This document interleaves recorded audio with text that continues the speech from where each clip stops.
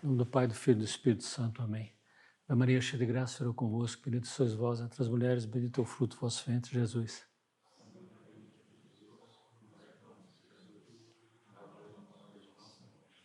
Nossa Senhora da Assunção. Espírito Santo. Amém.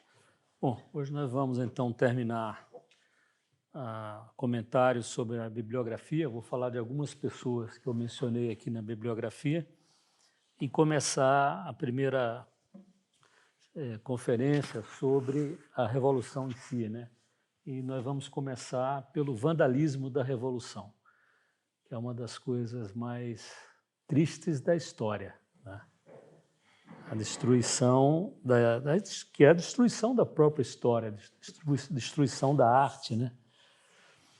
Então, eu queria falar de um advogado botanista francês chamado Malesherbes, né? Eu citei aí na bibliografia de número 116 uma biografia dele, escrita por uma pessoa muito interessante chamada Jean Descartes, né? Esse Jean Descartes é um autor, escreveu muitos livros já, todos interessantes, né? Ele é o autor das monarquias europeias, né? Ele tem livros sobre muitos reis, em geral a partir do século XIX, né? Sobre, por exemplo, ele tem um livro sobre a imperatriz Eugênia, era a esposa do imperador Napoleão III. Nós vamos falar dele aqui rapidamente hoje, uma frasezinha. Ele conhece muito a história da monarquia atual, principalmente da monarquia britânica. Ele tem muita entrevista dele no YouTube, dá para ver, são muito interessantes. Ele tem informações que a gente não suspeita, né? Por exemplo, sobre a princesa Diana, né? Ele tem umas informações bombásticas sobre isso, né? Então, Jean Descartes, Malesherbes, tá? Então, esse Malesherbes, o nome dele era Chrétien Guillaume de Lamoignon. Malesherbes era o castelo dele, né? De Malesherbes, né? Um nome meio assim, ervas más, né? Ele nasceu em 1721 em Paris, né? E foi guilhotinado também em Paris, no Grande Terror, né? No momento lá do Grande Terror, né? Ele foi guilhotinado em 22 de abril de 1794. É uma pessoa extraordinária, não como católico, né? Mas como pessoa, né? Uma pessoa digna. E eu vou falar aqui algumas coisas interessantes sobre, porque já é parte da história da Revolução Francesa, né? Ele é acadêmico, ele é da Academia Francesa, né? A Academia Francesa foi criada na época do Richelieu, né? A Academia Brasileira foi criada à imagem da Academia Francesa. Então, ele foi eleito para a cadeira de número 38, né? E foi eleito por unanimidade, que é um negócio inacreditável, né? O mundo intelectual, né? O mundo da universidade, é um dos mundos mais cheios de vaidades que você possa imaginar, né? Isso me foi alertado, eu nunca tinha pensado nisso, por um amigo meu que é professor universitário, né? Isso é um negócio inacreditável, né? O valor da vaidade, né? dentro da universidade, né? Então ele foi eleito por unanimidade, isso é uma coisa inacreditável, tá? O Malesherbes, ele foi bisavô do Alexis de Tocqueville, que é um livro que as pessoas mais novas já deveriam ler, né? Ele escreveu sobre um livro chamado Democracia na América. Ele visitou a América, né? O Alexis de Tocqueville. Escreveu um livro extraordinário, né? Os franceses eram muito intelectualizados, né? Então, assim, nos anos 1830, 1840, os Estados Unidos não tinha nada, né? Não tinha museu, não tinha faculdade de medicina, não tinha faculdade de arquitetura, não tinha nada nos Estados Unidos. Era um país explodindo, né? E a ponto de explodir de uma maneira extraordinária em termos de riqueza, de criatividade, mas não tinha nada, né? Tem um livro também, aqui é uma pequena digressão, né? E tem também, não apenas um livro, mais uma conferência no YouTube que é extraordinária, né? Um grande historiador americano, David McCullough, né? Ele escreveu um livro chamado Americans in Paris, Americanos em Paris. Isso me faz pensar muito na nossa história do Brasil, né? Esse livro American in Paris, né, a gente tem aqui aqui na nossa biblioteca, o McCullough, né, que é uma pessoa agradabilíssima de ouvir e de ver, né? Inclusive, ele narra coisas na TV, né, na rua, não deve narrar mais, já está bem velhinho, esses documentários que a TV pública, PBS, né, americana, fazia. Algumas eram extraordinárias. E a voz dele é uma voz muito agradável. Here was this big period between 1830 and 1900, about which very little had been done, filled with wonderful characters, important characters in a variety of fields, who were changed by Paris, and as consequently, when they came home, or what they brought home, changed America, changed our story. Até conta que estava uma vez no supermercado fazendo compra, uma pessoa olhou assim para ele: "Você é David McCullough?" "Sou." "Ah, eu quero lhe agradecer muito." "Por quê?" "Pelas suas narrações, né, nesses documentários. Sua voz é tão boa, é a única maneira que eu consigo dormir." A voz do cara era muito agradável, né? Mas ele é muito bom, é um historiador muito correto, muito honesto, muito fácil de ler. Tem muitos livros, todos interessantes, todos ainda editados. Não tem nenhum livro dele esgotado. E tão bom que é, né? É uma coisa, isso é uma consagração, né? Tem muito historiador que está vivo, mas só tem livro no sebo, né? Ele tem livro novinho na livraria, sempre está sendo publicado. David McCullough, né? Então, ele escreveu esse livro, American in Paris, né? Que é uma delícia, entendeu? Me lembrei muito dele aqui quando eu estava anotando esses tópicos aqui para essa conferência, né? Eu não sabia, ele falou: olha, não tinha nada nos Estados Unidos, né? Não tinha uma faculdade de medicina. Então, os médicos aprenderam por si e passavam para os novos médicos por si, né? Então, eles foram para Paris, para a França, para aprender. Então, esse livro dele não é um cara que foi lá para enriquecer, para fazer um comércio, não, foi para aprender, para ser melhor na vida, né? E foi para onde? Para a França, né? A França ainda era, no século XIX, a pátria do conhecimento, né? do prazer do conhecimento, pátria da arte, apesar de toda a devastação que nós vamos mencionar aqui da Revolução Francesa,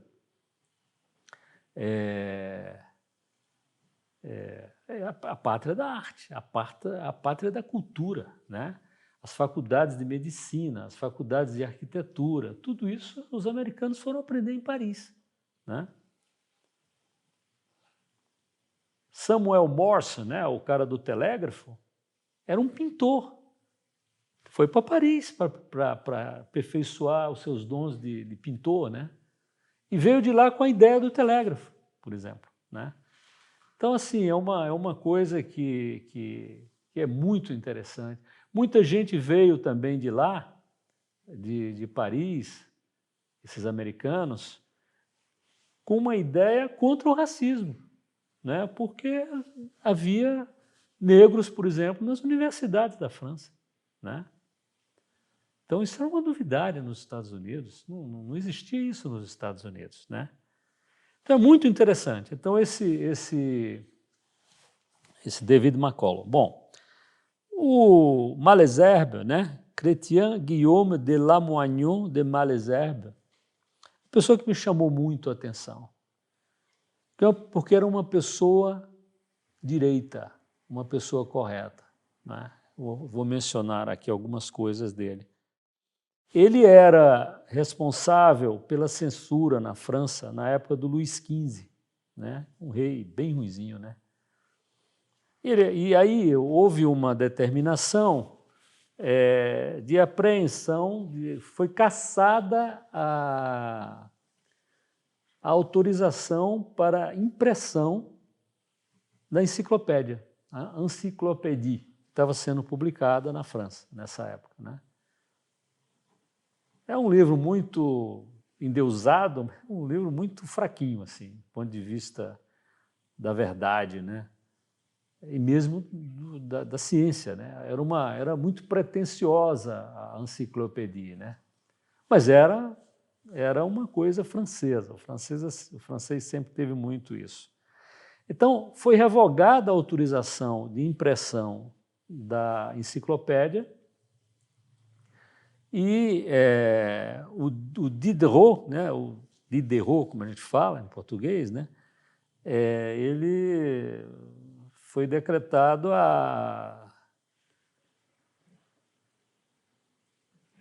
que fossem pegar lá os documentos e os papéis na casa dele, né, os livros que tivesse, etc., e os papéis na casa do Diderot, né?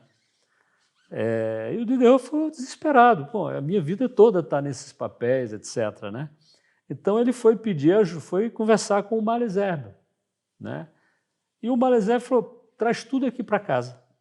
Aqui em casa as pessoas não vão vir, né?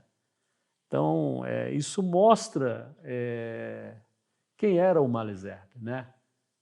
Como eu falei, uma pessoa correta. Não estou falando de religião, tá? A França, o povo francês era um povo piedoso, religioso, mas não as classes intelectuais ou a nobreza francesa, eram bem menos. Tá? Alguns eram francamente contra a religião, né? Aliás, muitos da nobreza eram, né?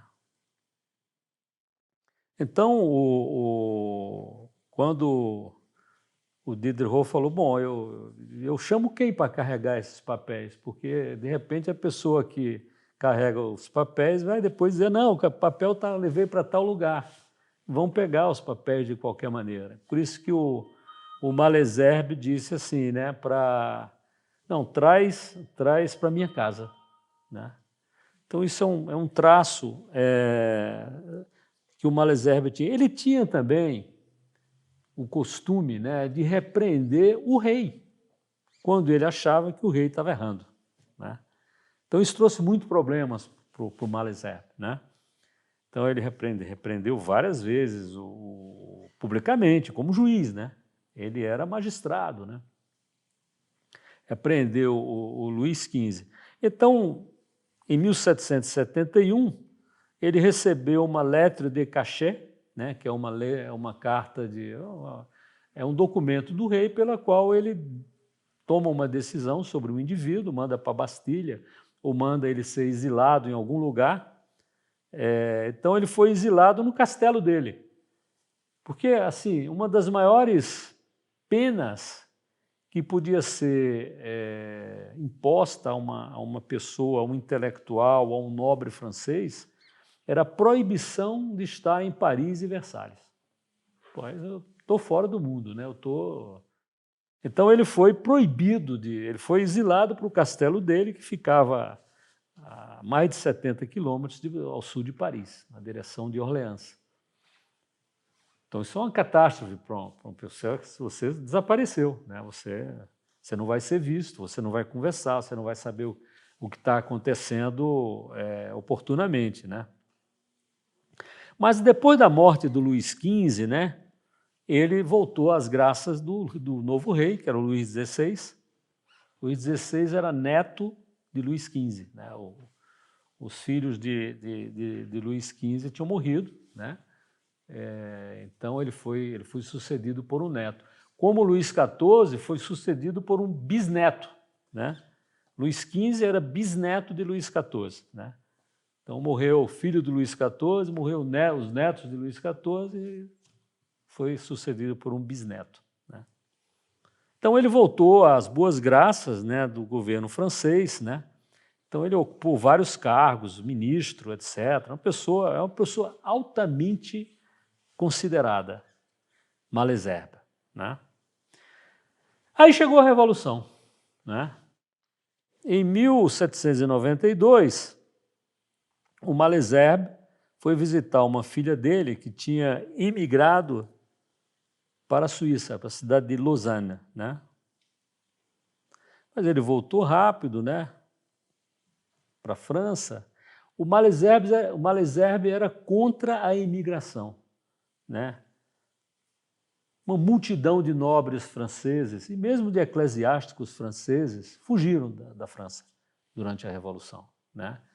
Os dois irmãos do rei fugiram, né? O que depois seria o Luís XVIII e depois o que seria o Carlos X, que eram irmãos do Luís XVI, fugiram da França, né? Então muitos nobres fugiram da França, muitas famílias inteiras fugiram da França, porque foi realmente um horror, né? Foi um horror. Não havia direito, né? O direito era feito ali na hora, né? Nós vamos depois ver um pouco mais em detalhe isso. Então, uma filha dele, do Malesherbes, tinha emigrado, né, e estava em Lausanne. Depois ela voltou, coitada, né, e sofreu a mesma sorte do pai, da filha, etc. Tá? Mas o que eu achei interessante, é por isso que eu estou mencionando aqui o Malesherbes.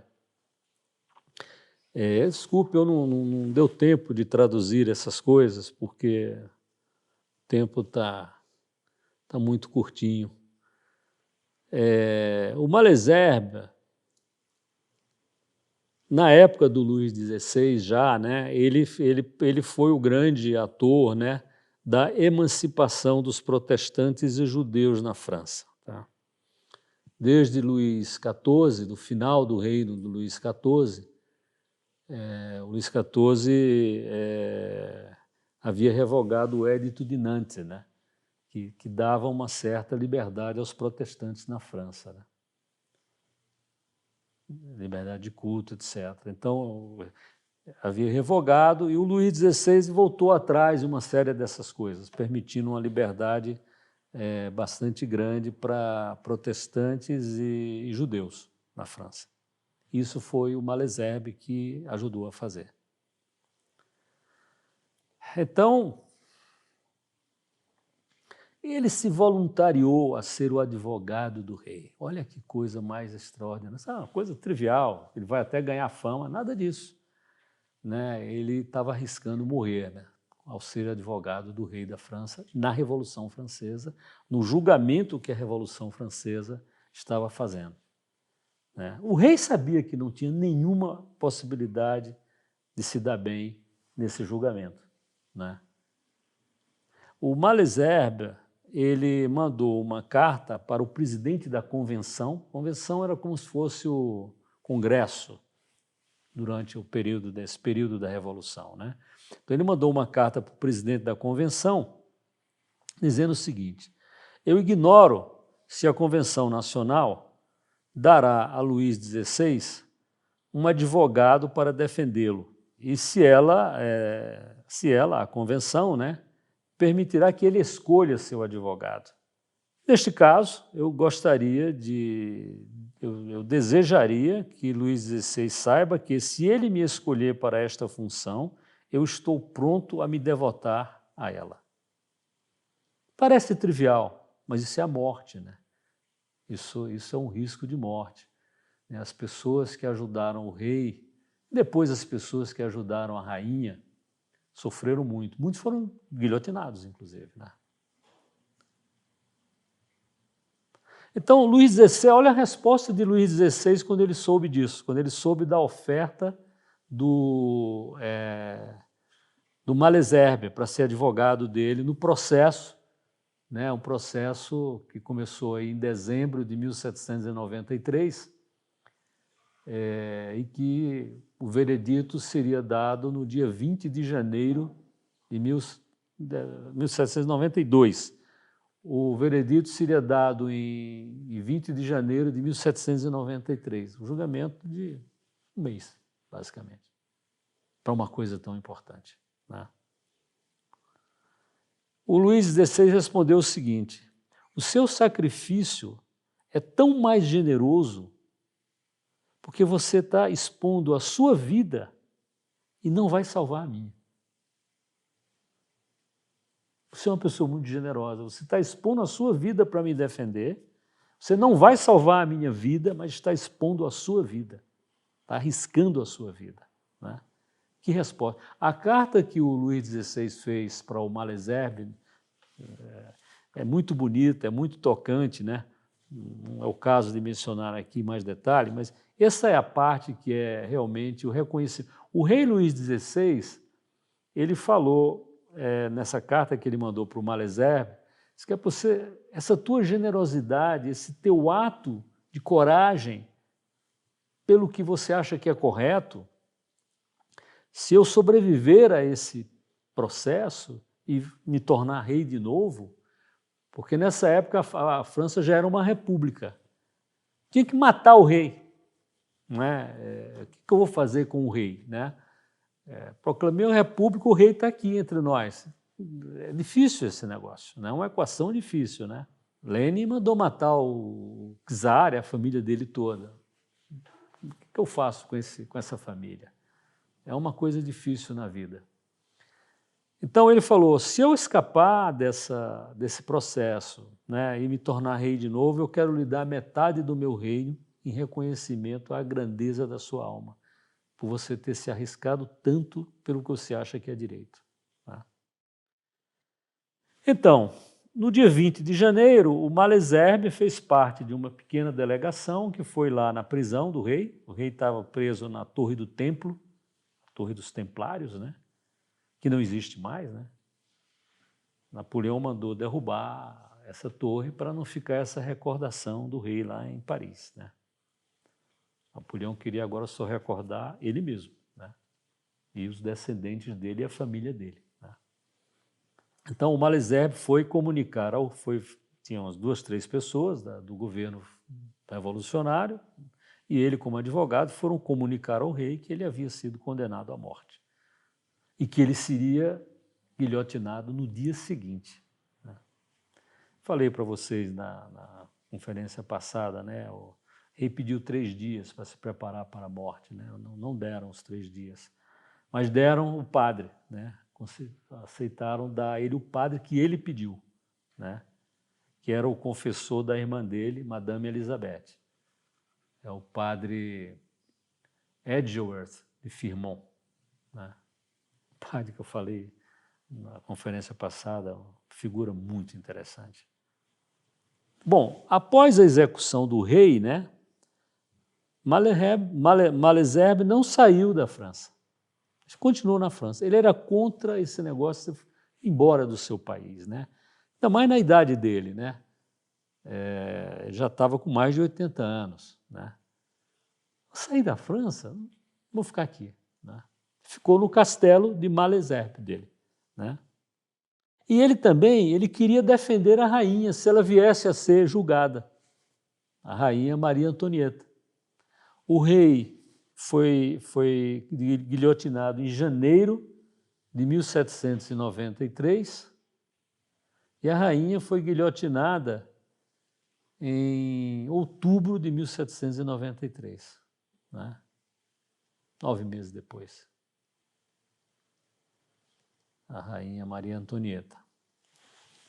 Então ele falou, se ela for julgada, eu acho que ela vai ser julgada, eu quero defendê-la. Malesherbes falou, né? Depois que a rainha já tinha sido morta, né, em dezembro de 1793, ele foi preso com toda a família dele no castelo de Malesherbes, né? Então ele foi levado a Paris e foi colocado numa prisão. Qual era a acusação? Conspiração com os emigrados. Muito fácil fazer uma acusação genérica desse tipo, né? Você sempre tinha um familiar emigrado. E talvez você correspondesse com ele de alguma maneira. Não para conspirar contra a Revolução, necessariamente, mas para acompanhar a família, né? Que é uma coisa que faz parte do ser humano, né? A gente gosta de saber o que é que está acontecendo com os filhos, né? Com os netos, com os parentes, com os amigos, né? Então, eles certamente se correspondiam. Ele foi preso, a acusação era conspiração com os emigrados. Bom, o Malesherbes foi guilhotinado no dia 24 de abril de 1794. Já era o grande terror, tá? Eu falei para vocês, a Revolução foi um terror eterno, né? Mas teve uma fase que é conhecida como o terror, né? Que começa ali basicamente após a morte do rei, né? E tem o grande terror, que começa aí um ano depois da morte do rei, mais ou menos, e vai até julho de 1794. Então, em 22 de abril de 1794, Malesherbes foi guilhotinado. Ao mesmo tempo em que foi guilhotinada uma filha sua, Antoinette, cujo marido, Louis Le Pelletier de Rosambeau, tinha sido guilhotinado 2 dias antes. Então, a filha dele foi guilhotinada no mesmo dia que ele, uma neta dele, Aline, guilhotinada no mesmo dia, e o marido dessa neta, Jean-Baptiste de Chateaubriand. Que tragédia, hein? Quer dizer, o avô, a filha, a neta, o marido da neta, e dois secretários deles também foram guilhotinados. Que secretário, viu? Esse Jean-Baptiste Chateaubriand é o irmão mais velho do François-René Chateaubriand, o grande Chateaubriand, que escreveu as memórias dele, que são espetaculares. Ele deu o nome que foi dado foi Memórias pós-túmulo, né? Mémoire d'outre-tombe, né? Para ser publicada depois que ele morresse, porque tinha coisa que talvez fosse muito constrangedora se fossem perguntar a ele algum detalhe e tal, né? François-René Chateaubriand. Então, o irmão dele, mais velho, foi guilhotinado com o Malesherbes. Era da família do Malesherbes, né? A irmã mais velha que Malesherbes tinha, chamada Anne Nicole, que era uma condessa, tinha 76 anos, foi guilhotinada também. No dia em que a Madame Elizabeth foi guilhotinada. Isso já foi um pouco depois, 10 de maio, né? 10 de maio, a irmã mais velha do Malesherbes foi guilhotinada e foi no mesmo dia em que Madame Elizabeth, a irmã do rei, foi guilhotinada. É uma coisa inacreditável. É assim, uma insensibilidade. E era assim, o julgamento era hoje, se terminasse cedo o julgamento, já ia para a guilhotina hoje mesmo. Se não terminasse cedo, você ia para a guilhotina no dia seguinte. Não tinha nenhuma consideração, será que tem algum erro nesse jogo? Vai morrer, a pessoa vai morrer. Se tiver algum erro aqui, não tem como reparar esse erro. A pessoa está morta, né? Essa semana eu vi uma notícia, uma pessoa que cometeu um crime nos anos 1990, foi guilhotinada essa semana, foi executada essa semana nos Estados Unidos, né? Então, o cara fica ali décadas, às vezes, nesse corredor da morte, né? Que, de repente, tem um erro, já aconteceu isso, olha, não era ele, não. Né? Tem aqui uma prova de que era uma outra pessoa, esse DNA, etc. A Revolução Francesa está nem aí, né? Fraternité, zero, né? Liberté só para mim. Egalité alguma, porque egalité eu tomo as tuas coisas, né? Eu tomo os teus bens para ficar mais igual a você. Eu vou derrubar a torre da igreja porque a torre da igreja é mais alta do que os outros edifícios. Que história é essa? Né? A torre da igreja, o campanário da igreja, fere o princípio da igualdade, etc. Essas coisas assim, né? Quando o Malesherbes saiu da prisão para subir na carroça que levava para a guilhotina, né?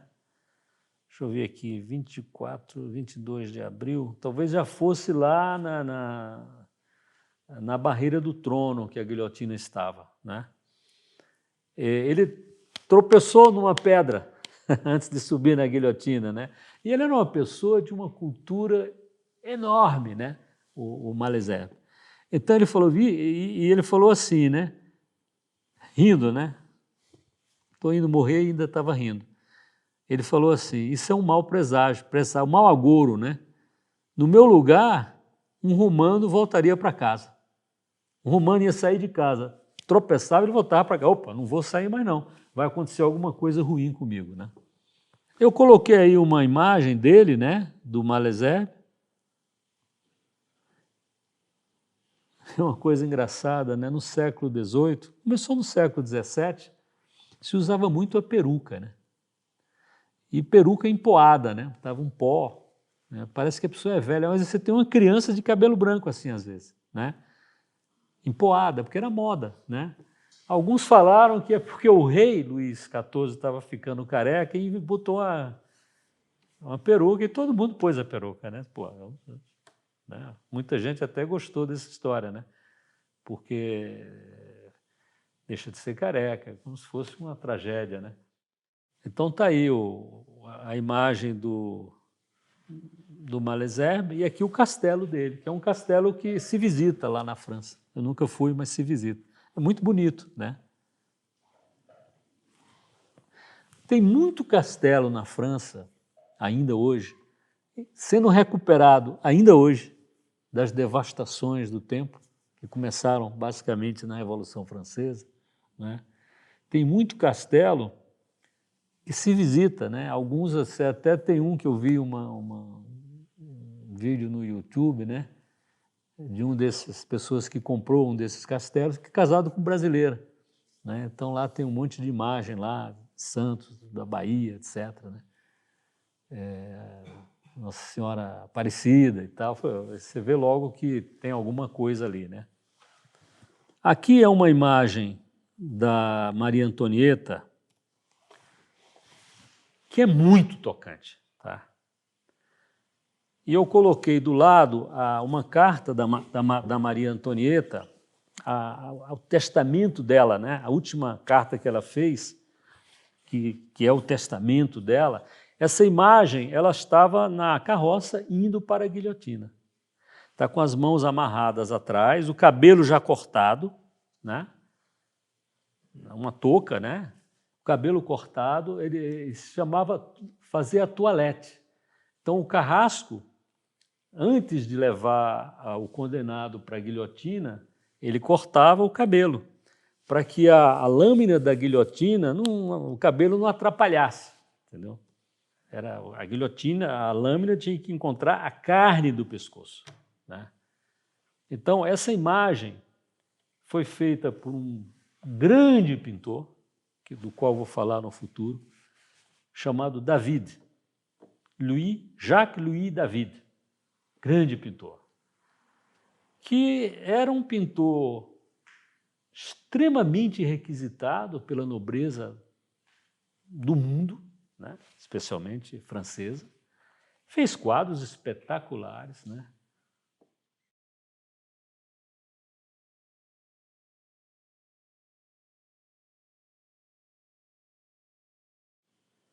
E, num dado momento, ele tinha uma raiva de algumas coisas, algumas instituições que tinham a ver com a arte, né? Talvez ele não tenha sido aceito. Eu vou anotar tudo isso aqui e trazer. Então ele quis destruir essas coisas, ele aderiu de uma maneira quase fanática à Revolução, né? Então foi ele que fez, ele viu a Maria Antonieta passando para a guilhotina e esboçou essa imagem dela, tá? Ela está impertigada, né? Eu já estaria assim meio cansado ali, né? Mas olha, eu vou ler aqui uns trechos da carta que a Maria Antonieta deixou para ser entregue a Madame Elizabeth. Nunca foi entregue a Madame Elizabeth.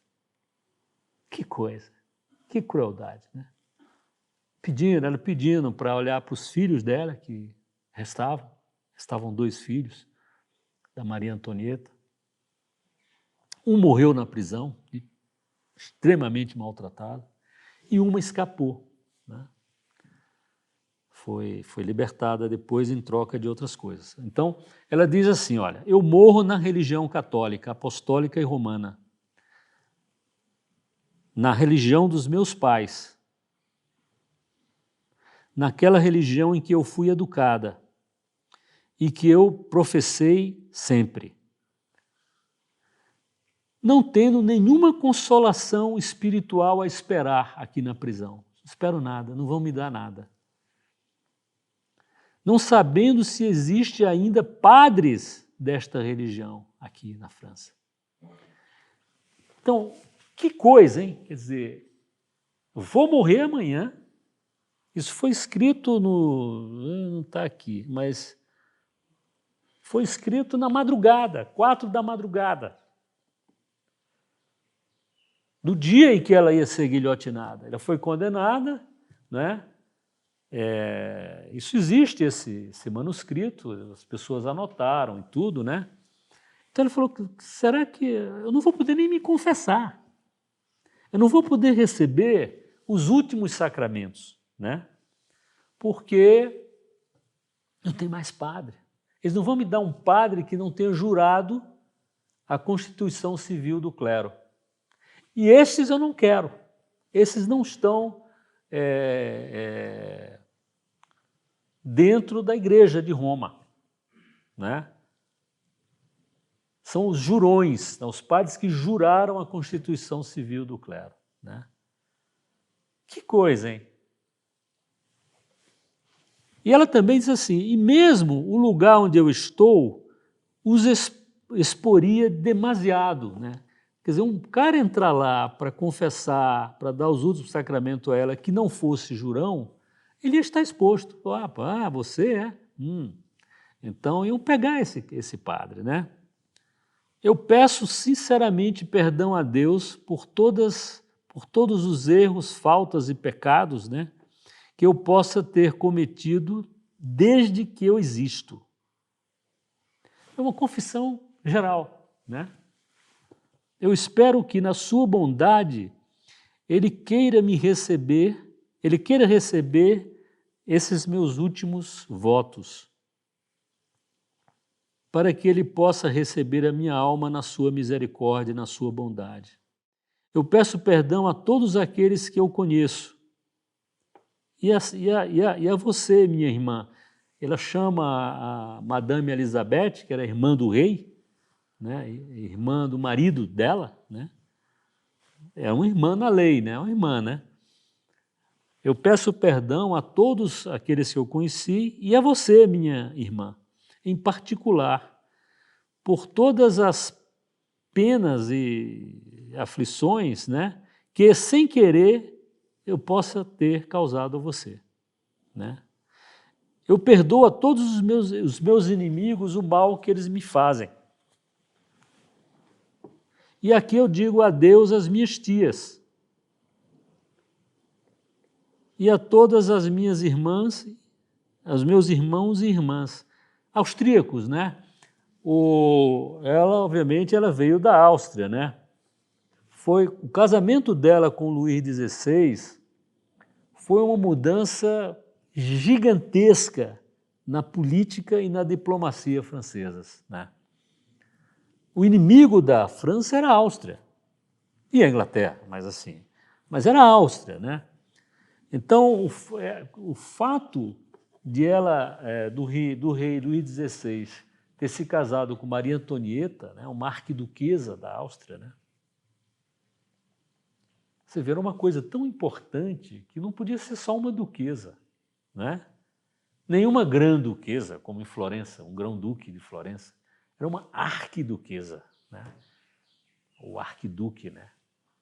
Os filhos do imperador austríaco eram arquiduques, né? Pela importância que tinha.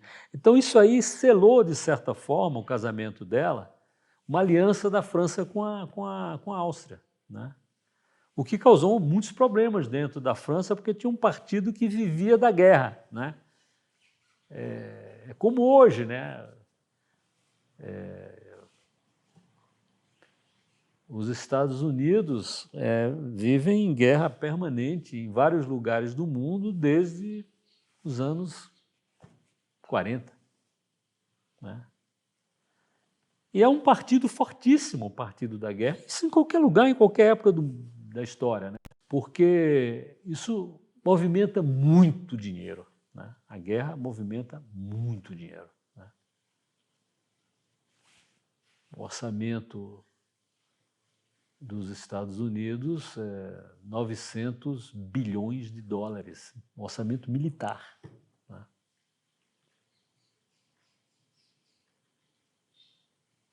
Mais de 4 trilhões de reais, né? Muita coisa, né? Então, se você acaba as guerras, não, a paz e tal, muita gente não vai gostar, porque esse dinheiro é pago para as empresas que fazem os armamentos, etc., né? Caríssimos os armamentos. E boa parte volta para ajuda para os parlamentares, para as campanhas políticas, etc., né? Então, assim, é por isso que há uma unanimidade, né, em geral, com relação a essa coisa de guerra, né? Os Estados Unidos, todos os dois partidos são a favor das guerras, né?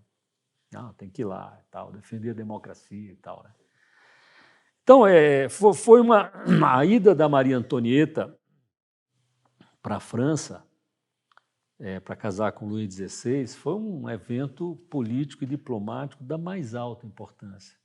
O Luís XIV, antes, né, no século anterior, ele casou com uma princesa espanhola, selando a paz com a Espanha. Isso mudava a política e a diplomacia do mundo, né, os casamentos, né? A Maria Antonieta teve alguns problemas com o marido no início, né? O casamento demorou muitos anos para se consumar adequadamente, uma doença que o Luís XVI tinha, etc. Mas assim, o Luís XVI era uma pessoa muito boa, né?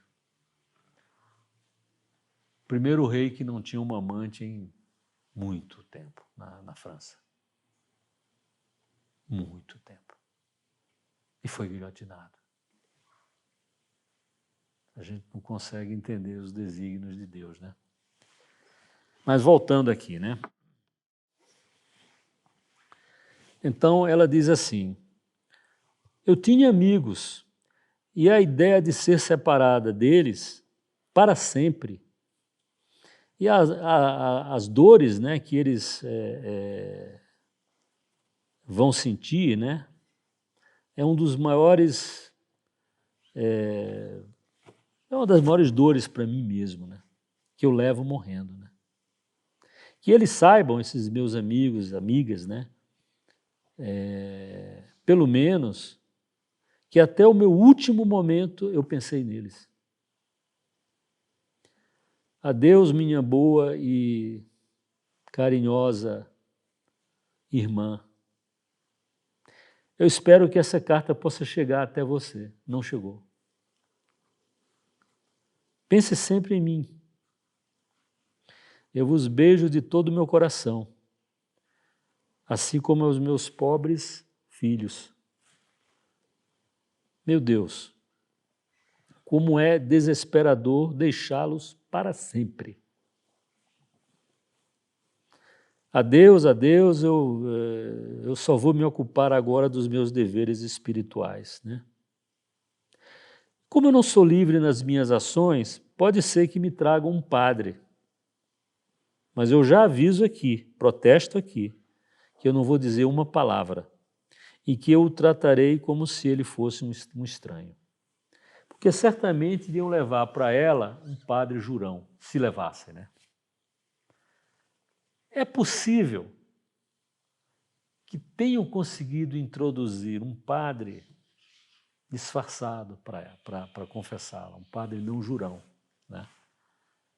Bom, outra e a última pessoa que eu vou falar antes de entrar na questão do vandalismo, né, é uma pessoa extraordinária, chamada Gouverneur Morris. O nome é francês, né, Gouverneur, né, mas os americanos lá chamavam de Gouverneur Morris, né. Eu nunca tinha ouvido. Eu tenho, obviamente, o livro que ele escreveu. Quando ele foi embaixador dos Estados Unidos na França, durante a Revolução. Ele chegou lá em 1789 e saiu de lá em 1794. Então ele viu todas as fases cruciais da Revolução, o começo, o idealismo, etc., o terror e o grande terror, né? E ele escreveu um diário. Chegou uma hora que ele moderou o que ele escrevia no diário para não comprometer as pessoas de quem ele falava, né, no diário, né. É uma pessoa... Eu fico pensando, comparando um pouco, né, esse processo da independência americana. Ele lutou, ele foi uma das pessoas que lutaram nas guerras de independência dos Estados Unidos, né? Um cara próximo do Washington, ele era muito mais novo do que o Washington, né? Quando começou o processo da independência americana, ele tinha 22 anos, 23 anos, por aí.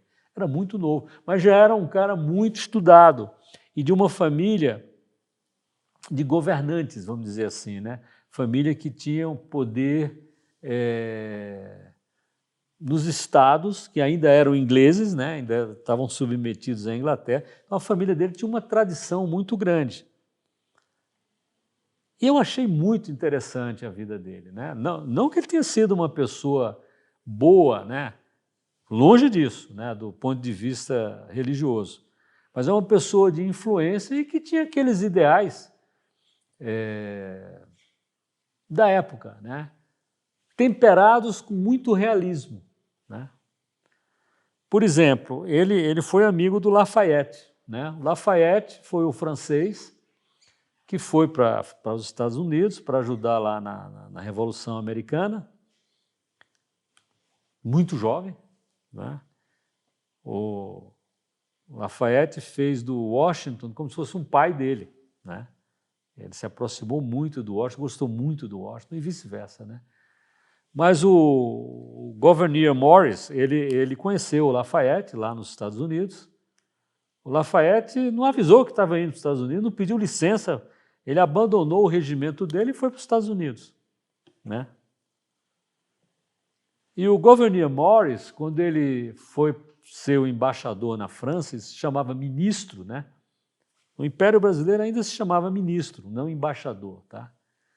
O ministro, por exemplo, o ministro do Brasil na Inglaterra, 1870, né? Era o barão... Me esqueci o nome aqui agora. Mas a gente tem até um livro aqui do Joaquim Nabuco. Joaquim Nabuco trabalhava na Embaixada do Brasil em Londres, né?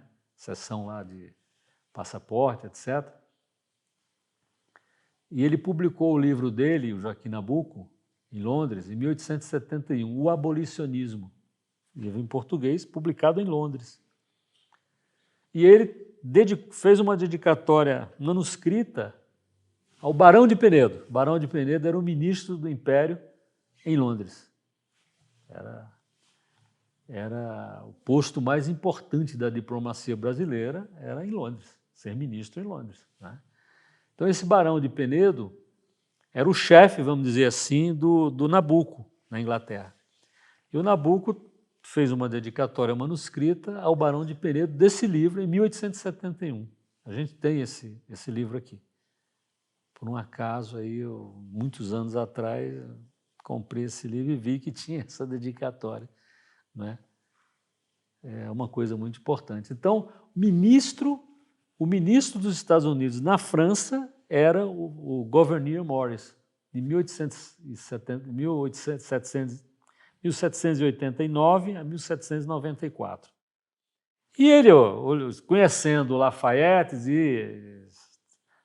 e conhecendo ali as pessoas, como ele era um cara muito sociável, né?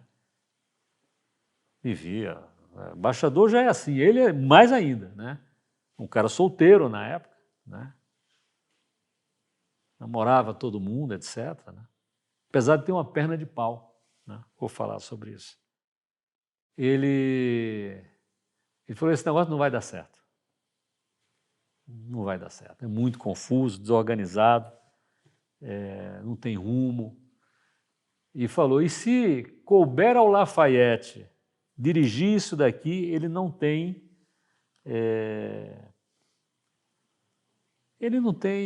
tirocínio, experiência, etc., para tocar um negócio desse.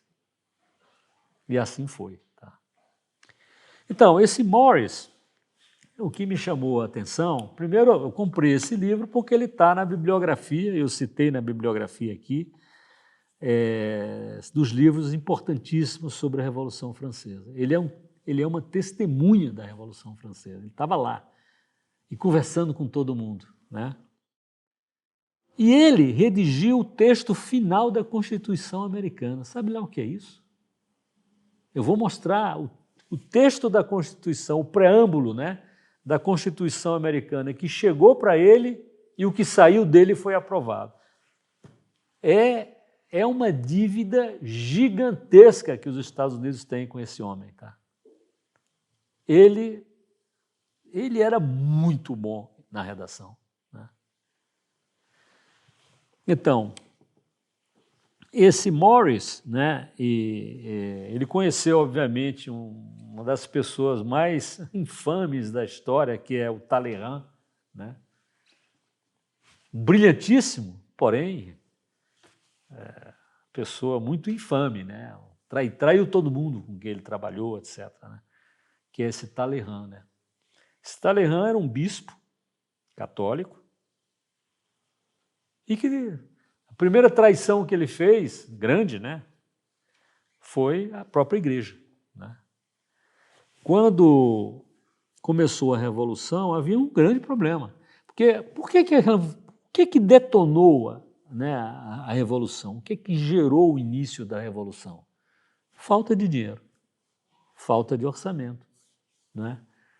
O Luís XVI não conseguia resolver esse problema porque a nobreza se recusava a pagar imposto, né? Quer dizer, a nobreza continuou com os privilégios, mas não com as obrigações que ela tinha. Lembram? Eu falei isso várias vezes nas conferências sobre as cruzadas, né? Quando foi criada a Ordem da Cavalaria, que é a nobreza, né? Foi dado, né, a esses nobres, né, recurso para eles poderem ter cavalo. Cavalo era uma coisa caríssima. Um cavalo custava o valor de 5 bois, vamos dizer. Tá? O cara não... Quando o Charles Martel, né, o Carlos Martello, resolveu criar a cavalaria, ele falou, as pessoas não têm condição de ter cavalo. Então ele pegou terras da igreja, tomou terras da igreja e foi dando às pessoas para elas se tornarem cavaleiros, elas poderem comprar e manter cavalos. Né? Então, mas qual era a contrapartida? Não, eu estou te dando e tchau, acabou. Não, não. Eu estou te dando, porém você tem a obrigação de lutar. Toda vez que o país precisar, a causa da igreja, né? A defesa das viúvas, dos pobres, das crianças, dos órfãos, precisar, vocês têm que vir. Então teve um benefício, terras, cavalos, etc., mas tinha uma obrigação. 700 anos depois que isso foi feito, isso foi feito em torno da Batalha de Poitiers, 732, quando os muçulmanos invadiram a França. 1440, por aí, ou seja, no século XV, ou seja, 700 anos depois, o rei da França, Carlos VII, disse, não, eu não quero mais depender desses cavaleiros, estão muito perigosos, eu vou fazer o meu exército. Então ele tirou a obrigação que os cavaleiros tinham, a nobreza tinha, mas não tirou os benefícios. Então a nobreza ficou com os benefícios sem os deveres, né? Então, 350 anos depois, veio a Revolução Francesa, acabou com a nobreza, acabou com o feudalismo, acabou com todas aquelas coisas que sustentavam a França durante séculos, né? Então, esse Talleyrand, ele era um bispo, e pior, olha a traição do Talleyrand, né? O Talleyrand era o administrador dos bens da igreja. E como não se tinha resolvido o problema do orçamento da França, né, o rei da França, o Luís XVI, convocou os Estados Gerais, que era composto pelos 3 estados, que era o clero, que é o primeiro, a nobreza, que é o segundo, e o terceiro estado, que é o povo, né? Então ele convocou os Estados Gerais para resolver um problema de orçamento da França, né? A nobreza tinha lá os seus benefícios, não tinha nenhum dever, isso é um problema. E não queriam pagar o imposto, não vamos pagar. Então, quando a Revolução começou a complicar, em junho de 1789, em maio, os Estados Gerais começaram em 1789, chegou em junho, tem até um livro que está na bibliografia, do Arresquiel, né? Os 7 dias, les 7 jours, que são os 7 dias que definiram os rumos da Revolução Francesa. Saíram dos trilhos que o rei tinha convocado, os Estados Gerais, né? O terceiro estado disse, a França sou eu, né? E aí muitas pessoas do clero e da nobreza aderiram ao terceiro estado. E o rei não fez nada. Ah, não, deve ser tal. Acabou, foi isso que gerou a Revolução Francesa, né? Quando os revolucionários, né, se reuniram, e agora? Mas como é que a gente resolve a questão do orçamento da França, né? Onde é que a gente pega dinheiro, né? Aí o Talleyrand, que era o administrador dos bens da igreja na França inteira, eu tenho uma solução. Todo mundo olhou para ele, pô, esse maluco aí, tá? Que história é essa? Ele foi lá para frente, né, e disse, é fácil, isso é tomar os bens da igreja. Eles criaram uma moeda chamada assignat, né? Eles criaram uma moeda, mas a moeda tinha que ter um lastro, né? E o assignat são essas moedas aqui, ó, são esses papéis, dinheiro aqui, ó. Opa!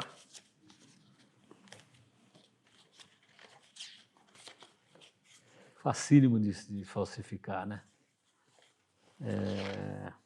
Mas o que é que garantia os assignats? Os bens da igreja, né? Então, eram 400 milhões de assignats, que era esse papel moeda, né?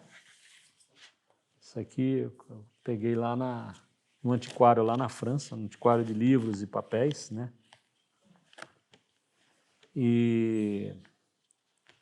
Mas é isso aqui, ó. Isso aqui é um assignat. Isso aqui são 25 livres, 25 libras. Os ingleses deitaram e rolaram com isso aqui, né? Imprimiam, assinar e tal. Como é que você ia saber se era falso ou não? Uma pessoa no interior da França e tal, né? Então é isso. Então os bens da igreja foram confiscados, né, pela Assembleia Constituinte às custas dos bens da igreja, né? A garantia nos bens da igreja, né? Então esse Talleyrand, essa foi a primeira grande traição. Depois eu vou falar outras coisas, mas ele traiu a igreja, ele traiu Luís XVI, ele traiu o diretório, ele traiu Napoleão, ele traiu Luís XVIII, depois ele traiu Carlos X, traiu todo mundo. E todo mundo chamava ele para trabalhar, porque ele era competente, ele sabia fazer as coisas, né? Enriqueceu de uma maneira escandalosa, né? O diretório, quando a Revolução começou a complicar, ele foi embora para os Estados Unidos, ficou morando anos nos Estados Unidos, né? Quando foi criado o diretório veio depois da convenção. O Barras, que era o chefe, vamos dizer assim, do diretório, ele se tornou o ministro das Relações Exteriores da França e foi mandado para a Inglaterra para negociar a paz com a Inglaterra. A Inglaterra era inimiga feroz da França, foi a inimiga constante da França durante todo o período da Revolução até a queda final de Napoleão. Foi a Inglaterra. Os outros foram, depois não foram, depois foram, depois não foram. A Inglaterra foi sempre a grande inimiga da Revolução. Então ele chegou em Londres, né? Aí falou, eu acho que essa paz vai ser muito difícil. Aí a Bolsa, aí ele comprou as ações. Aí quando ele comprou as ações, ele falou, talvez tenha uma chance da paz. As ações subiram, ele vendeu. Então, assim, era um bandido, né? Isso aí é coisa de uma má-fé tremenda, né? Então ele manipulava, isso aí é o mínimo que eu estou falando, tá? Então esse era o Talleyrand. E o Talleyrand e o Gouverneur Morris, né? Eles namoravam a mesma mulher, que era uma tal de Adelaide, que era uma condessa de Flahault de Billarderie. Teve um filho com essa condessa, e o filho dessa condessa teve um filho com Hortense de Beauharnais. Que coisa!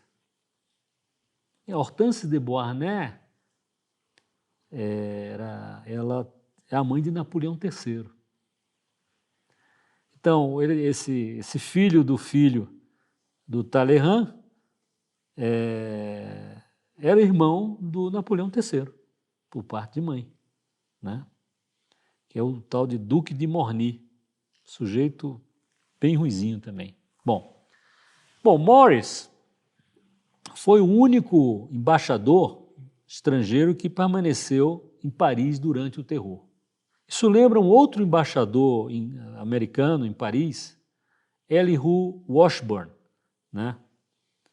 Esse Elihu Washburn era um grande amigo do Lincoln, era um grande apoiador do Lincoln. Depois da Guerra Civil Americana, ele foi para Paris. Ele passou de 1869 a 1877 como ministro americano em Paris. E ele também não fugiu, porque teve uma mini Revolução Francesa em 1870, 71, quando os franceses foram derrotados pela Prússia, né?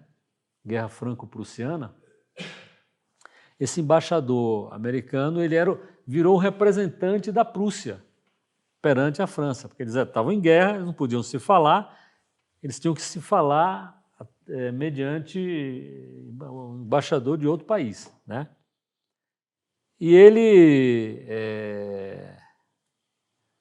esse Washburn, ele tentou salvar o arcebispo de Paris, que estava preso pela Comuna de Paris. A Comuna de Paris foi uma das coisas mais aterrorizantes da história.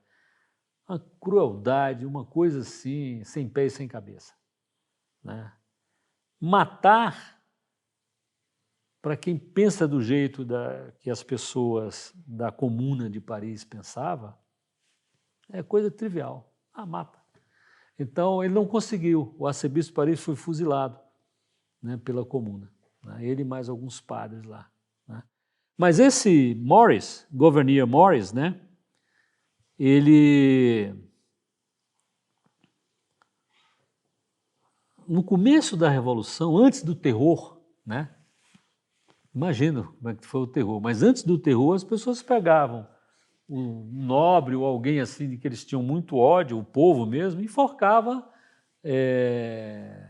Na rua você tinha pregado na parede uma coisa que tinha uma tocha em cima para iluminar as ruas, né? Então botava uma corda ali e enforcava as pessoas, né? Quiseram enforcar o Gouverneur Morris. Esse cara é nobre, esse cara aí é... Aí ele... era real a ameaça. Então ele teve que desamarrar a perna de pau dele, né? Aí eu mostro aí, tá lá no museu lá em Nova York, a perna de pau do Gouverneur Morris, né? Ele desamarrou da perna dele e mostrou com esta, falou assim, né? Eu sou um americano que perdeu uma perna lutando pela liberdade. É tudo mentira, né?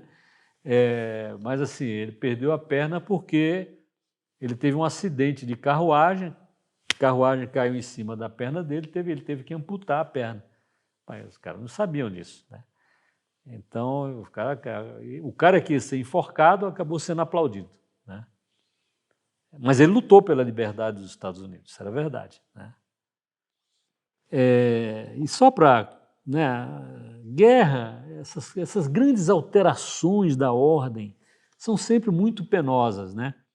Então, a família do Gouverneur Morris, né, a mãe e as irmãs dele, eram do lado dos ingleses. Ele lutando contra os ingleses pela independência dos Estados Unidos, as irmãs, por causa dos maridos delas, das irmãs, né, lutando pelo lado dos ingleses, no exército inglês, né? Aí tem uma imagem dele com a perna de pau, né? Ele na Constituição Americana, né, na independência, demorou os Estados Unidos a firmar a independência, tá? Em 1812, os ingleses incendiaram o Capitólio, que era o Congresso americano. 1812, né? Então, mudança profunda da ordem é sempre uma coisa um pouco complexa. Parece fácil no começo e tal, é dolorosa, né? Então ele foi contra a escravidão, né? Todo mundo tinha escravo nos Estados Unidos, né? Então o processo de não ter escravos foi longo e só terminou com a Guerra Civil Americana, no Sul principalmente, né? O Lafayette, Marquês de Lafayette, né? Ele foi exilado, ele fugiu da França. Chegou uma hora da Revolução que ser bonzinho, só a favor da liberdade, não basta não. Você tem que ser ativo, mostrar que você é a favor da Revolução, que você não é tíbio, né? Você é mais ou menos revolucionário. O risco de morrer era grande. Então, muita gente fugiu nesse outro momento, né? Inclusive o Lafayette. Um outro revolucionário americano, Thomas Paine, foi preso, né, na França, né? Então, a família do Lafayette foi presa na França. Ele fugiu, mas a família foi presa, muita gente da família. A irmã dele foi guilhotinada. Que coisa, que negócio inacreditável, né? A gente tem que se imbuir disso, né? O Gouverneur Morris, né, ele se casou quando ele já tinha 57 anos, tá? Casou com uma tal de Anne Carey Randolph, né? Que tinha 22 anos a menos do que ele, né? Ela era uma pessoa de nível, etc., mas ela tinha tido um problema, não vale a pena aqui mencionar, um problema muito sério, uma acusação muito séria. Mas o Gouverneur Morris convidou para ela ser a governanta da casa dele e os dois resolveram se casar, né? Alguém perguntou para o Gouverneur Morris, mas você viu o que é que estão dizendo dela, né, da sua nova esposa, sua futura esposa? Ele disse, se eu fosse me casar com eles, eu ia me preocupar, né? Mas estou me casando com ela, não estou preocupado não. Ele deixou uma herança para ela. Eles tiveram um filho, né, que foi executivo de estrada de ferro, né? Foi uma das coisas fantásticas que os Estados Unidos fizeram. Integrou os Estados Unidos, né? E depois, ao longo das vias férreas, eles foram colocando os postes do telégrafo, né? Então, assim, os ingleses e os americanos haviam feito um acordo na Bélgica para acabar com a guerra entre eles, né? As disputas, independência americana ser reconhecida, acabar tudo. Mas a notícia só chegou nos Estados Unidos muito tempo depois de uma batalha entre os americanos e os ingleses, né? Que os americanos ganharam, né? Um cara que depois foi o presidente dos Estados Unidos, o Jackson, Andrew Jackson, né? Então a informação, isso é importante entender exatamente isso, como eu vou dizer agora. A informação, ela caminhava na mesma velocidade das pessoas, do transporte das pessoas, ou do navio, ou no cavalo, ou na carruagem, ou a pé.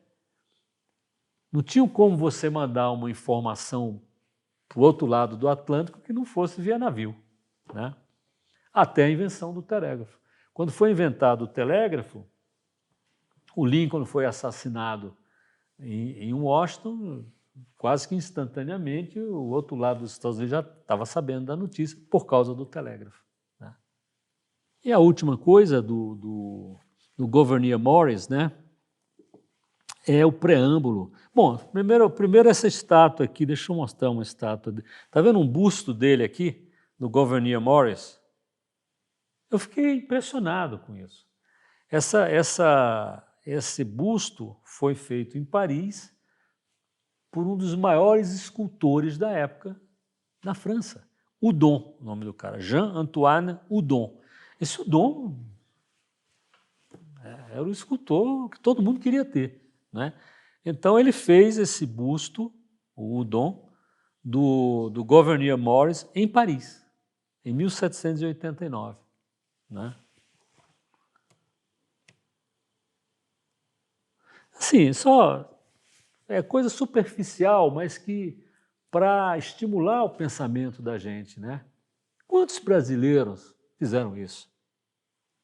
O Brasil era mais rico do que os Estados Unidos nessa época, né? Até o começo do século XIX, o Brasil era mais rico do que os Estados Unidos, né? Mas não tinha esse espírito. Não tem nenhuma escultura do Dom de nenhum brasileiro, né? Então, assim, essas coisas fazem a gente pensar. Então, esse Houdon também foi contratado para fazer uma estátua de Washington, né? Que é um gigante da história da humanidade, né? Em todos os sentidos, né? O cara tinha quase 1,90 m de altura. Mas o Washington era um cara... Por que os Estados Unidos criou, né, o presidente da República, né? Não existia isso, né? Não Não existia presidente da República em lugar nenhum, né? Washington, não. 4 anos, né? Pô, mais 4 anos e acabou. Os americanos tinham muito a história de Roma na mente, né? E tinha muito a história do Cincinnato, aquele herói romano, Cincinnatus, né? Que teve uma necessidade, Roma teve uma necessidade, ele largou a fazenda, ele cuidava de uma fazenda dele lá na Itália, foi lutar, terminou a luta e voltou para a fazenda. Ele podia ser o dono de Roma, né? Mas não, ele voltou para a fazenda. Então, o Washington e esses americanos tinham um pouco isso em mente. Quer dizer, a Revolução Francesa tinha muito isso também. Degenerou, mas no início tinha muito isso, quer dizer, esse espírito de Roma, né? Da moral, da integridade, né? Da maneira de ser do povo romano, né? Então, esse Houdon, Jean-Antoine Houdon, ele foi contratado para fazer uma estátua de corpo inteiro do Washington, tá? Foi a Assembleia de Virgínia que contratou. Pegou um orçamento e disse, nós vamos pagar para você fazer, né? Em Carrara, mármore de Carrara, né? Então, a Assembleia decidiu em 1784, começou em 85, foi assinado em 88, parece que foi completado em 91, já na Revolução, né? Ou 92, ninguém sabe bem, e entregue em 1796. O Houdon já tinha ido aos Estados Unidos para fazer uma máscara do Washington, não é máscara mortuária, o Washington estava vivo. Então ele fez uma máscara para ver o rosto dele, como é que ele ia fazer o rosto dele na estátua. O corpo, o Houdon pegou o corpo do Gouverneur Morris, que estava em Paris, que era do mesmo tamanho do Washington. Era um cara muito grande, muito alto. Então eu acho essas coisas interessantes, né? Quando o Houdon, o cara olhava os Estados Unidos, o fim do mundo e tal, né? O Houdon, quando foi lá, ele exigia um seguro de vida. Pô, sei lá, eu vou morrer, os índios vão me pegar, o navio vai afundar, ou alguma coisa. Ele exigia um seguro de vida para ir para os Estados Unidos, né? Quando ele foi lá e fez o contrato e fez a máscara do Washington, né? Não, se eu morrer, vocês vão dar tanto para a minha família. Ele tinha uma esposa e 2 filhas, eu acho. Mas o mais importante aqui é o preâmbulo da Constituição americana. Rapaz, é uma coisa extraordinária. Olha, eu coloquei aqui o que chegou para ele e o que saiu dele, que é o que foi aprovado pelos americanos, né? Então, o que chegou para ele foi uma coisa assim: nós, o povo dos estados de New Hampshire, Massachusetts, aí cita os 13 estados, né, da Nova Inglaterra lá, né? Nós, o povo dos estados tais, ordenamos, declaramos e estabelecemos a seguinte Constituição para o nosso governo e o governo da nossa posteridade. Não é mal, não. Mas o que o Gouverneur Morris fez, que deram ele é um cara, ele era advogado, escrevia, é um cara de muito conhecimento, né? Então ele saiu o seguinte: nós, o povo dos Estados Unidos. Porque não tinha essa noção. Cada estado queria, rapaz, eu não quero nada, você entra aqui no meu estado, não, eu quero mandar aqui, né? Ele falou, não, nós, os Estados Unidos. Não é a somatória dos estados, né? Ou a junção dos estados, que não é nenhuma somatória, né? Então, nós, o povo dos Estados Unidos, né? Aí ele deu as razões, que não foi dada na versão inicial. Ele falou, com o objetivo de formar uma união mais perfeita, estabelecer a justiça, assegurar a tranquilidade doméstica, prover para a defesa comum, promover o bem-estar geral e assegurar as bênçãos da liberdade para nós mesmos e a nossa posteridade, nós ordenamos e estabelecemos esta Constituição para os Estados Unidos da América. Isso é impossível imaginar as consequências dessa diferença, né? É claro que a Constituição americana ela reserva para os estados tudo que não está dito na Constituição, que é do governo federal, tá? Então, assim, tem esse espírito de federação muito grande, né, nos Estados Unidos, né? A República foi proclamada no Brasil com o mesmo nome lá dos Estados Unidos, Estados Unidos do Brasil e tal. Uma federação com maior independência dos estados, né? O imperador Dom Pedro II era muito centralizado na capital, Rio de Janeiro, né? A República, não, vamos dispersar a autoridade também, né? Então, esse preâmbulo aqui é uma coisa extraordinária, tá? É extraordinária. Os Estados Unidos devem uma enormidade ao Gouverneur Morris, tá? Bom, dito isto, vamos rapidamente fazer aqui a introdução. Tem mais aqui uns 10 minutinhos. É a Revolução Francesa e o vandalismo, tá? Isso é uma coisa inacreditável. Teve de ser criada uma nova palavra que não existia para exprimir as inauditas devastações da Revolução Francesa. O negócio não existia aquilo, nunca existiu aquilo, né? Você tinha que criar, foi necessário que se criasse uma palavra nova, vandalismo, para caracterizar o que estava sendo feito pela Revolução Francesa. As pessoas perderam a noção. Isso é uma coisa também importante, né? O povo, né, em geral, não sabia o que estava realmente na cabeça dos seus dirigentes, né? Dos políticos, né?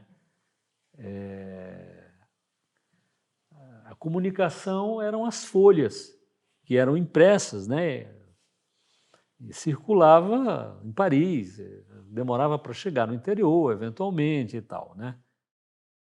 E aí tem uma figura de uma pessoa bastante ruim, mas bastante homenageada pelo Estado francês, né? Que é o padre Grégoire, né? O abbé Grégoire. Abbé em francês é padre, tá? É abade também, mas assim, se você for falar de um padre aqui, né, você vai falar abbé. L'abbé Daniel, né? O padre Daniel, né? L'abbé Pascotto, é o padre Pascotto, tá? Abbé em francês é padre, né? Então, esse Grégoire, a gente chama ele de abbé Grégoire, né? O padre Gregório, né? Então, esse padre abbé Grégoire era um bispo constitucional. Eu vou depois falar disso aí. Você já pensou? O bispo era eleito pelas pessoas. Os protestantes, os judeus, os ateus podiam votar na eleição de um bispo. É para acabar mesmo, né? É para acabar é para bagunçar, é para criar uma desordem, né, na igreja. Porque assim, isso tudo, porque assim, às vezes, não, coitadinha, a igreja está se fazendo de coitadinha. Não está não. É que a igreja sempre foi, e ainda é, apesar de todos os problemas, a igreja é o obstáculo para quem quer fazer essas coisas, né? Para quem quer introduzir o mal no mundo, né? Acabar com a moral, né? Acabar com o culto a Deus, etc, etc. O problema é a igreja católica.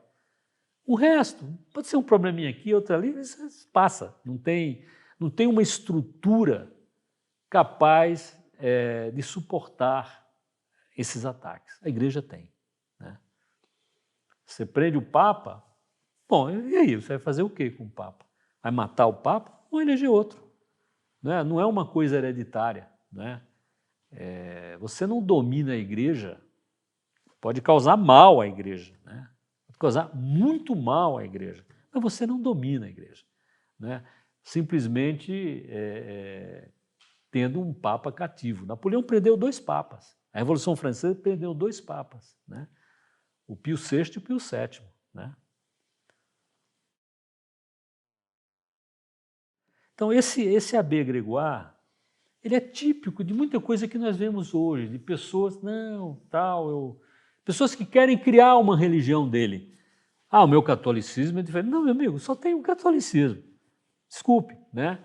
Não, eu estudei os filósofos iluministas e tal, eu acho que isso aqui está errado, isso aqui é bobagem, isso aqui é não sei o quê. Aliás, os católicos eram chamados de fanáticos, né, durante todo o período da Revolução, né? E a igreja era o fanatismo, né? Inclusive, as 16 carmelitas de Compiègne, né, quando elas foram condenadas por serem fanáticas e não sei o quê, eles falaram, vem cá, um momento, isso quer dizer que eu sou, né, por causa da religião? Por causa da religião cristã. Tá, ótimo, então vamos morrer como mártires, vamos para o céu, né? Então, então, esse padre Grégoire foi isso, entendeu? Assim, ele teve alguns méritos, né, que a gente tem que reconhecer, porque ele se insurgiu contra certas destruições de igrejas e de objetos de arte, né? Então, ele se gaba de ter criado o termo vandalismo, né? Ele diz assim, eu criei a palavra para matar a coisa. Quer dizer, eu criei a palavra vandalismo para acabar com o vandalismo, é isso que ele quis dizer, tá?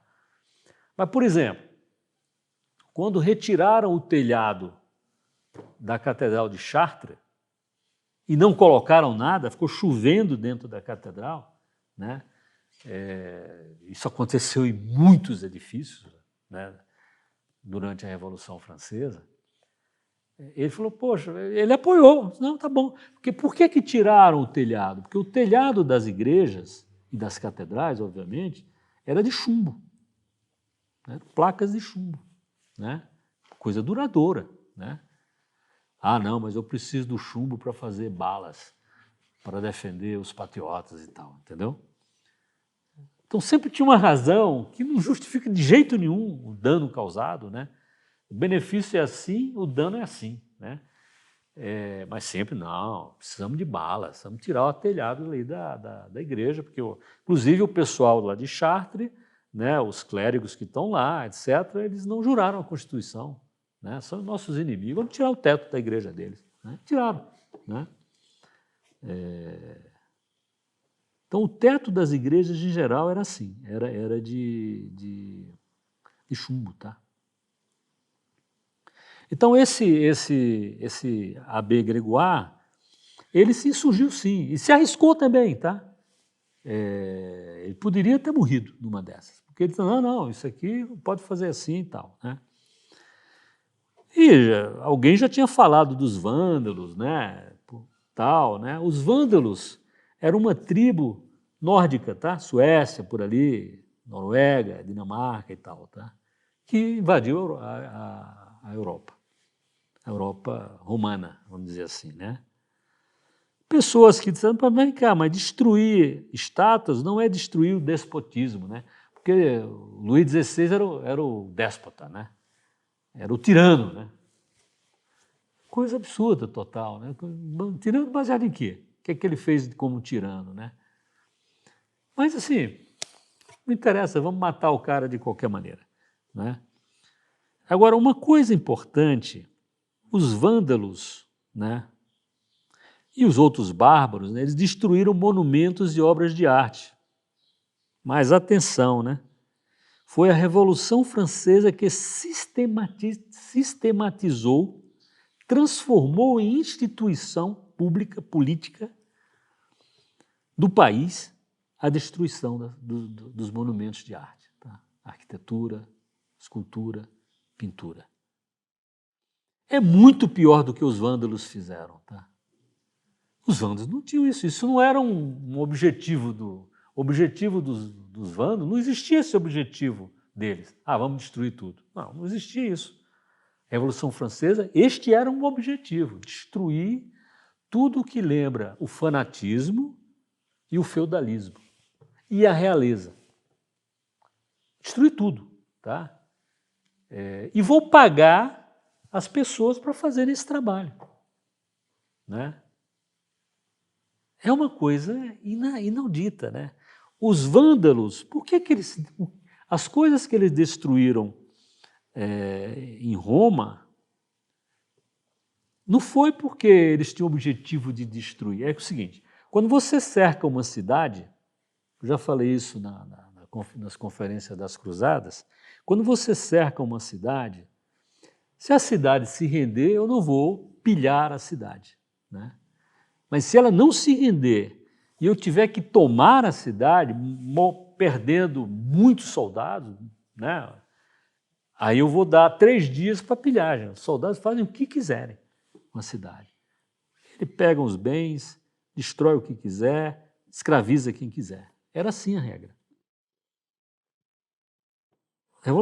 Então, mas isso vem de quê? Vem da raiva. Né? Da raiva, mas na Revolução Francesa isso veio da ideologia. Isso é uma coisa pensada antes. Não. Vamos destruir. É parte do nosso programa a destruição dessas coisas. Para varrer do visual, né, as obras de arte e de arquitetura que possam ofender o cidadão, entendeu? Que são as coisas da igreja, da nobreza e da realeza. Né? Então, isso é importante, essa diferença. Os vândalos não era parte do programa de vida deles, de governo deles, a destruição. Era da Revolução Francesa, era parte do programa da Revolução Francesa a destruição da arte, porque ela refletia as coisas em que eles não acreditavam, né? E que eles odiavam. Aqui é uma imagem de Avignon. Avignon, quando os papas foram se mudaram para Avignon, né? Roma estava inabitável, confusão grande, etc. Os papas se instalaram em Avignon, passaram lá uns 70 anos. Você olha essas construções dos palácios do Papa, os papas não queriam sair daqui, não. Construir um negócio desse, uma coisa, uma verdadeira fortaleza, né? Então, Calvet, né, que é o fundador de um museu lá em Avignon, o nome dele, né, ele evoca a destruição sofrida pela cidade, que é a mesma coisa que aconteceu em muitas outras cidades da França, principalmente em Paris. Né? Ele falou assim: temos as portas da cidade demolidas, suas ameias e suas muralhas abatidas, o palácio dos papas saqueado, as igrejas destruídas, vários conventos de homens e de mulheres arrasados, outros devastados, os túmulos abertos, os corpos dos personagens mais respeitáveis, papas, cardeais e bispos profanados. As árvores de nossos passeios guardam as marcas da ferocidade. Essas desordens não devem ser imputadas ao furor momentâneo, isso é o Calvet ainda falando, de um populacho frenético. É com reflexão e sangue frio que nossos monumentos de arquitetura e escultura foram atacados. Caso pensado, tranquilamente, não, vamos destruir. E vamos pagar para que seja destruído. Né? Pedreiros eram pagos com diárias para aniquilar as obras de arte. Flor de lis, nenhuma pode sobrar. Né? Símbolo do rei, né? E aí uma observação do autor principal que eu usei para essa parte aqui do vandalismo, né, que diz o seguinte: a destruição da arte. Né? O inconveniente é que a Revolução é um período muito estéril na criação artística. Surgiu nenhum grande artista na Revolução. Os artistas eram os que já existiam antes, como David, né, como Elisabeth Vigée-Lebrun, né? Na Revolução não surgiu nenhum grande nome. Tá? A Revolução é um período muito estéril na criação artística e na construção.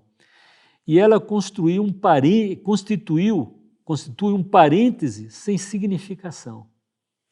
Período da Revolução, parêntese na história da arte. Né? Só destruiu, né? Não havendo criado um estilo original. Né? Já havia o neoclássico, que permaneceu com Napoleão, estilo neoclássico. Né? Não havia criado nenhum estilo original, nem empreendido grandes trabalhos. Né? Vamos parar por aqui. Ave Maria, cheia de graça, o Senhor é convosco. Bendita sois vós entre as mulheres, bendito é o fruto do vosso ventre, Jesus.